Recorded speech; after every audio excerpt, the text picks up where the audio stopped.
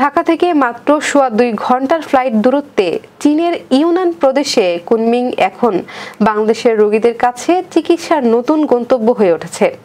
উন্নত প্রযুক্তি, মানসম্মত চিকিৎসা এবং তুলনামূলক সাশ্রয়ী খরচের কারণে ভারত, থাইল্যান্ড ও সিঙ্গাপুরের বিকল্প হিসেবে অনেকেই চীনকে বিবেচনা করছেন, বিশেষ করে ক্যান্সার, হৃদরোগ ও নিউরো সংক্রান্ত জটিল রোগের ক্ষেত্রে। চীন সরকারও বাংলাদেশ সহ দক্ষিণ এশিয়ার দেশগুলোর জন্য কুনমিংয়ের স্বাস্থ্যসেবা আরও প্রসারিত করার উদ্যোগ নিয়েছে।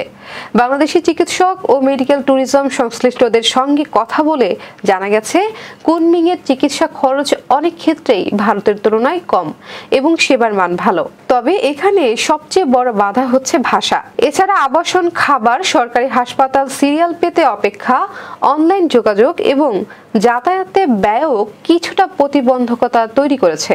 বিশেষজ্ঞরা বলছেন, হাসপাতালগুলোতে দক্ষ দোভাষী নিয়োগ এবং অন্যান্য সমস্যাগুলোর সমাধান করা গেলে কুনমিং বাংলাদেশিদের জন্য একটি গুরুত্বপূর্ণ চিকিৎসা কেন্দ্র হয়ে উঠতে পারে।